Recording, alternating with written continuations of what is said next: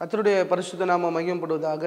ஆண்டவரும் உலக ரட்சகரும் ஆகிய ஆண்டவராக இயேசு கிறிஸ்து நாமத்தினால உங்களுக்கு கிருபையும் சமாதானம் உண்டாதாக. இந்த மாலை வேளையில் இந்த ஜெபம் ப்ளஸ் தொலைக்காட்சியில் இன்னொரு விஷயமாக கர்த்தருடைய வார்த்தையை பகிர்ந்து கொள்ளும்படியாக ஆண்டவராக இயேசு கிறிஸ்து உதவி செய்திருக்கிறார். தொடர்ந்து இந்த சேனைகளின் கர்த்தர் என்ற தலைப்பில் நம்ம ஒவ்வொரு வாரமாக நாம் பார்த்து கொண்டு வருகிறோம். போன வாரத்தில் நாம் பார்த்தோம், தேவன் ஒவ்வொரு மனிதனுக்காக மீண்டும் ஒரு வாய்ப்பை அவர் கொடுக்குறான்னு சொல்லி நம்ம என்ன பண்ணியிருந்தோம், தியானித்திருந்தோம். பாருங்கள், அதில் நம்ம யோனா குறித்து நம்ம என்ன பண்ணியிருந்தோம், பார்த்துருந்தோம். யோனாக்கு அவனுடைய வாழ்க்கையில் கர்த்தர் மீண்டும் ஒரு வாய்ப்பு என்ன பண்ணார், கொடுத்தார். அவன் தவறுகளை செய்யும்போதும் மீண்டும் ஒரு வாய்ப்பை கொடுத்தார். பேதுருக்கு மீண்டும் ஒரு வாய்ப்பை கொடுத்தார். ஆதாமுக்கு மீண்டும் ஒரு வாய்ப்பை கொடுத்தார். சிம்சோனுக்கு மீண்டுமாக ஒரு வாய்ப்பை தேவன் கொடுத்தார். இளைய குமாரனுக்கு, தாவீதுக்கு, இது போல் அநேக ஜனங்களுக்கு, வேதத்தில் அநேக மனிதர்களுக்கு அவர் மீண்டுமாக ஒரு வாய்ப்பை என்ன பண்ணியிருக்கிறாரு, கொடுத்துருக்கிறார். இந்த வேளையிலும் ஒரு சில வசனங்கள் நாம் தியானித்து நாம் கடந்து சொல்லும்போது, உங்களுடைய வாழ்க்கையிலும் கர்த்தர் அதிசயங்களை, அற்புதங்களை நிச்சயமாக அவர் செய்கிற ஒரு தேவனாக அவர் காணப்படுகிறார். பாருங்கள், நம்ம வேதத்தில் வாசிக்கும் போது தேவனுடைய சித்தம் நமக்குள்ளாக இருப்பதனால தேவனாக கர்த்தர் நம்மை பாதுகாத்து நம்ம அவருடைய சித்தத்தை நம்முடைய வாழ்க்கையில் அவர் என்ன பண்ணுகிறார், நிறைவேற்றுகிற தேவனாக இருக்கிறார். நம்முடைய வாழ்க்கையில் தேவனுடைய சித்தம் மாத்திரம் என்ன பண்ணுறது, ஒவ்வொரு நாளும் நடைபெறுவதாக காணப்படுகிறது. பாருங்கள், ஈசாய் தாவீதை என்ன பண்ண, அடிமைத்தனத்தில் அவன் தள்ளிவிட்ட நிலைமையில், அவன் ஒன்றுமே அவன் புரிந்து கொள்ளாத நிலைமையில் தாவீதை குறித்து தேவனுடைய சித்தம் இருப்பதனால அவனுடைய தகப்பனார் புரிந்து கொள்ளாத சூழ்நிலையில், அவருடைய நண்பர்கள் புரிந்து கொள்ளாத சூழ்நிலையில், அவருடைய உறவினர்கள் அவருடைய நண்பர்கள் புரிந்து கொள்ளாத சூழ்நிலையில் தேவனாக கர்த்தர் தாவீதை அவர் என்ன பண்ணார், ஆசீர்வதித்தார். பாருங்கள், அதே போல் தான் பாருங்கள், பிலேமான் பார்க்கும்போது தீர்க்கதரிசி இஸ்ரவேல் ஜனங்களை அவன் சபிக்க என்ன பண்ணுறான், நினைக்கிறான். அப்போ சபிக்க நினைக்கும் போது அவனால் அந்த சபிக்கிறதான காரியத்தை என்ன பண்ண முடியல, செய்ய முடியல. அவன் தேவனை அவன் என்ன பண்ணுறான், ஆசீர்வதிக்கிறத நாம் என்ன பண்ணுகிறோம், பார்க்குறோம். ஒருவேளை அநேக ஜனங்கள் நம்மளை என்ன பண்ணலாம், சபிக்கிறவர்களாகவும் அநேக சாபத்தின் பிரச்சனைகள் மத்தியில் நம்ம வாழ்ந்து கொண்டு இருந்தாலும் தேவனாக கர்த்தர் நிச்சயமாக நம்மை அவர் ஆசீர்வதிக்கிற தேவனாக அவர் காணப்படுகிறார். பாருங்கள், இந்த யோனா என்ற தீர்க்கதரிசன புஸ்தகம் 1 அதிகாரம் 16 வருஷம் என்ன சொல்லி பாருங்கள். அப்போது அந்த மனுஷர் கர்த்தருக்கு மிகவும் பயந்து கர்த்தருக்கு பலியிட்டு பொருத்தனை பண்ணினார்கள். பாருங்கள், அந்த கப்பலில் அந்த மாலுமிகள் இருக்கிறார்கள். அவர்கள் பார்க்கும்போது அந்நிய ஜாதி ஜனங்களை, தெய்வங்களை அவர் வணங்குவர்களாக காணப்பட்ட அந்த சூழ்நிலையில் அவர் என்ன பண்ணனா, கர்த்தருக்கு மிகவும் பயந்து கர்த்தருக்கு பலியிட்டு பொருத்தனை பண்ணினார்கள். அப்போ அவர்கள் என்ன பொருத்தனை பண்ணான்னு தெரியல, ஆனால் தேவன சமூகத்தில் பொருத்தனை பண்ணி அவர்கள் ஜபிக்கிறார்கள். தேவன் ஜபத்தில் அவர் என்ன பண்ணுறாரு, பதில் கொடுக்குற தேவனாக இருக்கிறார். நம்முடைய வாழ்க்கையில் கூட பாருங்கள், ஒருவேளை நம்ம ஜபிப்போம், பதில் வராது இருக்கலாம். உபவாசம் ஜபிப்போம், பதில் வராது இருக்கலாம். ஆனால் வேதம் சொல்லுவது பாருங்கள், நம்ம பொருத்தனை பண்ணி நாம் ஜபிக்கும் போது அந்த ஜபத்திற்கு தேவன் நிச்சயமாக அவர் பதில் கொடுக்குற தேவனாக இருக்கிறார். அண்ணால் அப்படிதான் ஜோம் பண்ணுறாங்க. சேனைகளின் கர்த்தாவே என்று சொல்லி அந்த தலைப்பில் நாம் போதித்து வருகிறோம். சேனைகளின் கர்த்தாவே என்று சொல்லி அவர்கள் பொருத்தனை பண்ணி ஜபம் பண்ணும்போது அந்த அடைக்கப்பட்டிருந்த சூழ்நிலையில் தேவனாக கர்த்தர் கர்ப்பத்தின் கனியை என்ன பண்ணுறாரு, திறக்கிறார். என் அன்பு ஜனங்களே, உங்களுடைய வாழ்க்கையில் கூட சில காரியங்கள் நடைபெறாமல் இருக்கலாம். நீங்கள் செய்ய வேண்டிய காரியம் என்னன்னா, ஏதோ ஒரு பொருத்தனை, சின்ன ஒரு பொருத்தனை பண்ணிங்கன்னா தேவன் நிச்சயமாக உங்களுக்கு அவர் பதில் கொடுக்க, அவர் செவிசாய்க்க அவர் வல்லவராக இருக்கிறார். ஏதோ ஒரு பிரச்சனை, ஒரு பொருத்தனை, தினந்தோறும் நான் வேதம் வாசிக்கிறேன், தினந்தோறும் நான் ஜெபிக்கிறேன், தினந்தோறும் நாம் ஏதோ தேவனுக்காக ஏதோ ஒரு காரியத்தை வச்சு நம்மளால் முடிந்த, நம்முடைய பலனுக்கு முடிந்த ஒரு பொருத்தனை நம்ம நீங்கள் பண்ணி பார்க்கும்போது தேவன் அதுக்கு அவர் செவிசாய்க்கிற அவர் தேவனாக இருக்கிறார். இந்த ஜனங்கள் என்ன பண்ணுறாங்கன்னா, பொருத்தனை பண்ணும்போது தேவன் பதில் கொடுக்க அவர் வல்லவராக இருக்கிறார். அடுத்து தொடர்ந்து யோனா 1 அதிகாரம் 5 வருஷம் எப்படியாக சொல்லுறது பாருங்க. அப்போது கப்பற்காரர் பயந்து அவன் தன் தேவனை நோக்கி வேண்டுதல் செய்து, அப்போ இவர்கள் என்ன பண்ணுறா, ஜபிக்கிறவர்களாக காணப்படுகிறார்கள். பொருத்தனை பண்ணுகிறவர்களாகவும் பலி செலுத்துறவர்களாகவும் ஜபிக்கிறவர்களாக இவர்கள் காணப்பட்ட போது அவருடைய வாழ்க்கையில் ஒரு ரட்சிப்பு என்ன பண்ணுறது, உண்டாகிறத சொல்லி நம்ம என்ன பண்ணுகிறோம், பார்க்குறோம். பாருங்கள், பவுலும் சீலாவும் கூட பாருங்கள், சிறைச்சாலையில் தேவனை ஆராதிக்கிறார்கள், தேவனை துதிக்கிறார்கள். தொழு மரத்தில் அவர் என்ன பண்ணுறார்கள், கட்டி வைத்திருக்கிற சூழ்நிலையில் அவர்கள் தேவனை ஆராதிக்கும் போது அந்த ஜெயில் அதிகாரி என்ன பண்ணுகிறான், ரட்சிக்கப்படுகிறான். அந்த ஜெயில் அதிகாரி ரட்சிக்கப்பட்டு அந்த மனிதன் மூலமாக அவங்க குடும்பமாக என்ன பண்ணுகிறாங்கன்னா ரட்சிக்கப்படுகிறான். அப்போ நம்ம செய்ய வேண்டிய காரியம் என்னன்னா, தேவ சமூகத்தை ஜபிக்கும் போது பொருத்தனை பண்ணி தேவனை ஆராதிக்கும் போது தேவனாக கத்த ஒரு ரட்சிப்பை என்ன பண்ணுறாரு, கொடுக்குறார். அதே யோனா புஸ்தகத்தில் நம்ம வாசி வரும்போது வேதம் சொல்லுவது, ரட்சிப்பு கர்த்தருடைய சொல்லி நம்ம என்ன பண்ணுறோம் பார்க்குறோம். நம்ம ஜெபிக்கும் போது தேவனை ஆராதிக்கும் போது தேவன் நம்ம நிச்சயமாக அவர் என்ன பண்ணுகிறார், ரட்சிக்கப்படுகிற தேவனாக அவர் இருக்கிறார். ராகாப் ஸ்ரீயை கூட குறித்து நாம் கேள்விப்பட்டிருக்கிறோம், ஆல்ரெடி நாம் தியானித்திருக்கிறோம். ராகாப் ஸ்ரீ ஒரு புறஜாதியாக என்ன பண்ணுகிறார்கள், காணப்படுகிறார்கள். இந்த ராகாப் ஸ்ரீயோட மகன் அவருடைய எல்லா காரியத்தை குறித்து நம்ம என்ன பண்ணோம், தியானித்தோம். பாருங்க, இந்த ராகாப் ஸ்ரீ இஸ்ரவேல் தேவனை குறித்து என்ன பண்ணாங்கன்னா விசுவாசம் வைக்கிறார்கள், ஒரு நம்பிக்கை வைக்கிறார்கள். அந்த விசுவாசமும் நம்பிக்கையும் வைத்த பிறகு அவங்க என்ன சொல்றாங்கன்னா, அந்த நம்பிக்கை வைத்தனால அந்த ஸ்ரீ என்ன பண்ணுகிறார், ரட்சிக்கப்படுகிறார். அவங்க தேவனை விசுவாசம், அவங்களோட குடும்பங்கள் என்ன பண்றாங்க, ரட்சிக்கப்படுகிறார். இன்னைக்கு ஒரு மனிதனுக்கு முக்கியமான காரணம் என்னன்னா தேவனுடைய ரட்சிப்பு மாத்திரம்தான். அந்த ரட்சிக்கப்பட்டாதான் நம்ம என்ன பண்ண முடியும், பரலோகம் போக முடியும். நம்ம எல்லாம் தேவனை குறித்து பிரயாசப்பட ஒரே ஒரு காரியம் என்னன்னு சொன்னால், நம்ம பரலோகம் போய் சேர வேண்டும் சொல்லி தான் நம்ம எல்லோரும் என்ன பண்ணுகிறோம், நினைக்கிறோம். அப்போ நம்ம செய்ய வேண்டிய காரணம்னா, தேவன் நம்ம ரட்சித்தால் மாத்திரம் நம்ம என்ன பார்க்க முடியும்னா அந்த பரலோக ராஜ்யத்தில் பிரயோசிக்கும்படியாக கர்த்தர் நம்ம என்ன பண்ணுகிறா, உதவி செய்கிறான். தொடர்ந்து சில வருஷம் நம்ம வாசித்து நம்ம கடந்து சொல்லலாம். பாருங்க, யோனா 2:9 என்ன சொல்லி பாருங்க, நானோ துதியின் சத்தத்தோடு உமக்கு பலியிடுவேன், நான் பண்ணின பொருத்தனையை செலுத்துவேன், ரட்சிப்பு கர்த்தருடையது. பாருங்க, இந்த யோனா தீர்க்கதரிசி சொல்றாரு பாருங்க, துதியின் சத்தத்தோடு கூட நான் என்ன பண்ணுவேன், உம்மிடத்துல வருவேன் ஆண்டவர் சொல்லி கர்த்தர் என்ன பண்றாரு, விரும்புகிறார். அப்ப தேவன் பாருங்க, நம்முடைய வாழ்க்கையில் அவர் என்ன விரும்புகிறார்னா துதியை அவர் என்ன பண்ணுகிறார், விரும்புகிறார். வேதம் சொல்ல அவர் துதியின் மத்தியில அவர் வாசம் செய்கிற தேவனாக அவர் என்ன பண்ணுகிறார், காணப்படுகிறார். பாருங்க, கர்த்தருடைய பெட்டி கீர்த்தனாகிய ஓபேத் ஏதோமுடைய வீட்டில் வந்ததுக்கு காரணம் என்னவென்று சொன்னால் அவன் தேவனை ஆராதிக்கிறான். பாருங்க, உடன்படிக்கை பற்றி முன்பதாக 100 பேர் தேவனை ஆராதிக்கிறான். அந்த 100 பேர் மத்தியில் யாராவது ஒருவர் வீட்டில் அந்த கர்த்தருடைய உடன்படிக்கை பற்றி என்ன பண்ணிருக்கலாம், போயிருக்கலாம். ஆனால் அந்த 100 பேரை பார்க்கலாம் கீர்த்தனாகிய ஓபேத் ஏதோம் தேவனை என்ன பண்ணான், உண்மையோடு கூட ஆராதிக்கிறான், நம்ம பரிசுத்தத்தோடு கூட ஆராதிக்கிறான். இருதயத்தின் ஆழத்திலிருந்து தேவனை அவன் என்ன பண்ணுகிறான், ஆராதிப்பதனாலே தான் அந்த உடன்படிக்கை பற்றி கர்த்தருடைய கீர்த்தனாகிய ஓபேத் ஏதோம் வீட்டில் கொண்டு வரும்படியாக கர்த்தர் என்ன பண்ணாரு, உதவி செய்தார். எந்த மனிதன் தேவனை ஆராதிக்கிறானோ, எந்த சகோதர சகோதரிகள் தேவனை ஆராதிக்கிறார்களோ, எந்த ஊழியர்கள் தேவனை ஆராதிக்கிறார்களோ, எந்த சபை தேவனை ஆராதிக்கிறதோ, தேவனாக கர்த்தர் அவர் என்ன பண்ணுவார்னா உயர்ந்த ஸ்தலத்தில் அவர் வைக்க ஒரு வல்லவராக இருக்கிறார். ஏன்னா அவர் துதியில அவர் பிரியப்படுகிற தேவனாக இருக்கிறார். பாருங்க, இஸ்ரவேல் ஜனங்கள் பார்க்கும்போது இப்போ எரிகோ கோட்டை இடிந்து விழுந்த பிறகு அவர் கானான் தேசத்துக்குள்ள என்ன பண்ண போறாங்க, பிரவேசிக்க போறாங்க. நன்மைக்குள்ளாக பிரயோசிக்க போறார்கள், சமாதானத்துக்குள்ளாக அவர் பிரயோசிக்க போறார்கள். அப்போ அவங்களுக்கு எது தடையா இருக்குன்னா எரிகோ கோட்டை தடையா இருக்குது. தேவன் அவங்களை என்ன சொன்னாரு, எதனா ஒரு பெரிய ஒரு இரும்பு ராடாலோ இல்லை ஒரு மம்டியாலோ ஏதோ ஒரு காரியத்தாலோ ஏதோ ஒரு பொருளை கொண்டு அதை நீங்கள் என்ன பண்ணுங்க இடிங்க அப்படின்னு சொல்லி கர்த்தர் என்ன பண்ணல, சொல்லலை.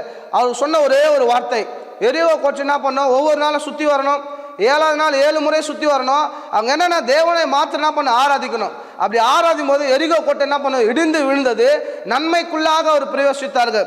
இந்த வேளையில, இந்த மாலை வேளையில உங்களை பார்த்து நான் சொல்லுற காரியம் என்னவென்று சொன்னால், எந்த சூழ்நிலை எந்த பிரச்சனையோடு கூட நீங்கள் இருக்கலாம், வியாதியோடு கூட நீங்கள் இருக்கலாம், உபத்திரத்தோடு கூட இருக்கலாம், பாடுகளோடு கூட இருக்கலாம். இந்த ஜெபம் பிளஸ் தொலைக்காட்சியில் இந்த வார்த்தையை கேட்டுக்கொண்டு உங்களுக்கு அதிகமான பாடுகள், உபத்திரங்கள், கடன் பிரச்சனைகள், சோர்வுகள், மனக்குழப்பங்கள், பாடுகள், எவ்வளோ காரியங்கள் இருந்தாலும் நான் உங்களுக்கு சொல்றது ஒரே ஒரு காரியம் என்னவென்று சொன்னால், தேவனை நாம் ஆராதிக்கிற பிள்ளைகளாக நீங்கள் மாறினால், எவ்வளவு சூழ்நிலை மத்தியிலும் மரணத்தின் தருவாயில நீங்கள் இருந்தாலும் கூட தேவனை ஆராதித்து பாருங்க. எல்லா சூழ்நிலைகளை தேவன் இயேசுவின் நாமத்தினால உங்களை அவர் மாற்றுவார் என்பதில் எந்த ஒரு கருத்து வேறுபாடுகளும் அது என்ன பண்ணவில்லை, இல்லை. அப்போ அவர்கள் தேவனை ஆராதிக்கும் போது எரிகோ கோட்டை என்ன பண்ணுது, இடிந்து விழுது. அப்போ முதலாவதாக நாம் ரட்சிக்கப்பட வேண்டும் என்று சொன்னால் நம் தேவனை என்ன பண்ண வேண்டும், ஆராதிக்க வேண்டும். முழு இருதயத்தோடு கூட நம்ம என்ன பண்ணலாம், ஆராதிக்க வேண்டும். எல்லாரும் தேவனை என்ன பண்ணலாம், ஆராதிக்கலாம். எல்லா ஜனங்கள் பாடல் மூலமாக அநேக துதிகள் மூலமாக தேவனை நம்ம என்ன பண்ணலாம், ஆராதிக்கலாம். ஆனால் அந்த ஆராதனை ஒரு உண்மை இருக்கும் என்று சொல்லி தேவன் என்ன பண்ணுறாரு, எதிர்பார்க்கிறார். அப்போ உள்ளத்தின் ஆழத்திலிருந்து நாம் தேவனை ஆராதிக்கும் போது கர்த்தர் நன்மையால் அற்புதத்தினால நிச்சயமாக நம்ம என்ன பண்ணுறாரு, அவர் நடத்த அவர் வல்லவராக இருக்கிறார். அடுத்தவர் சொல்கிறார் பாருங்க, நான் பண்ணின பொருத்தனை என்ன பண்ணுவேன், செலுத்துவேன். யோனா ஏதோ ஒரு பொருத்தனை பண்ணியிருக்கிறாரு, அவர் சொல்கிற காரணம் நான் பொருத்தனை என்ன பண்ணுவேன், செலுத்துவேன் சொல்லி பாருங்க. நம்ம சங்கீதத்தில் வாசிக்கிறோம், நியாயாதிபதியில் நம்ம வாசிக்கிறோம், அநேக வேத பகுதி என்ன சொல்லுதுன்னா, ஒரு பொருத்தனை பண்ணி அதை நாம் நிறைவேற்றலைன்னா அது பாவம் என்று வேதம் சொல்லுறது. ஒரு பொருத்தனை பண்ணி அதை நாம் நிறைவேற்றலைன்னு சொன்னால் அது சாபமாக முடிகிறது சொல்லி நம்ம என்ன பண்ணுகிறோம், வேதத்தில் வாசிக்கிறோம். ஒருவேளை நீங்கள் பொருத்தனை பண்ணி நீங்கள் சில காரியங்களை நிறைவேற்றாமல் என்ன பண்ணலாம், போயிருக்கலாம். அது நிறைவேற்றாமல் போயிருந்தா அது சாபத்தில் முடியும் என்று சொல்லி நம்ம என்ன பண்ணுகிறோம், பார்க்குறோம். அப்போ நீங்கள் ஒரு பொருத்தனை பண்ணி நீங்கள் ஜெபிக்கும் போது கர்த்தர் அந்த ஜெபத்தில் அவர் என்ன பண்ணுறாரு, பதிலை கொடுக்குற தேவனாக அவர் காணப்படுறார். பொருத்தனை பண்ணி நம்ம என்ன பண்ண வேண்டும், நிறைவேற்ற வேண்டும். அடுத்து பாருங்க, துதிக்க வேண்டும். அடுத்து தேவனோட சமூகத்தில் பொருத்தனை பண்ண வேண்டும். அடுத்து என்ன பண்ண வேண்டும்னா நம்ம குடும்பத்திற்காக, சொந்த பந்தங்களுக்காக, தேசத்திற்காக, ரட்சிக்கப்படாத ஜனங்களுக்காக நம்ம ஜெபிக்கும் போது கர்த்தர் நிச்சயமாக நம்ம என்ன பண்றாரு, அவர் ஆசீர்வதிக்க அவர் வல்லவராக இருக்கிறார். தொடர்ந்து இன்னொரு வருஷத்தை நம்ம என்ன பண்ணலாம், வாசிக்கலாம். யோனா 2வது அதிகாரம் 10வது வசனம் எப்படியா சொல்லுது பாருங்க. கர்த்தர் மீனுக்கு கட்டளையிட்டா, அது யோனாவை கரையில் வந்து என்ன பண்ணது, கக்கி விட்டு சொல்லி நம்ம என்ன பண்ணுறோம், வேதத்தில் வாசிக்கிறோம் பாருங்க. தேவன் மனிதர்களுக்கு சொல்லுதான சில வார்த்தை என்ன பண்றதில்ல, கீழ்ப்படிதில்லை. யோனாவை நினைவேக்கு போக சொன்னா தரிசித்துக்கு என்ன பண்றான், ஓடி போகிறான். ஆனா ஒரு மீனுக்கு தேவன் கட்டளையிடுகிறாரு, அந்த மீன் தேவனுடைய வார்த்தை என்ன பண்ணுறது, கீழ்ப்படுகிறது. அதே போல பாருங்க, நோவா பேழையை கட்டி முடித்து விட்ட பிறகு எல்லா விலங்குகளும், எல்லா பறவைகளும், எல்லா தேவன் படைத்த எல்லா காரியங்களும் அந்த வார்த்தைக்கு கீழ்ப்படிந்து என்ன பண்ணுது பாருங்க, அந்த பேழைக்குள்ளாக என்ன பண்ணுறது, பிரவேசிக்கிற நம்ம என்ன பண்ணுறது பார்க்குறோம். ஆனால் மனிதர்கள் என்ன பண்ணுவதில்லை, தேவனுக்கு கீழ்ப்படுதில்லை.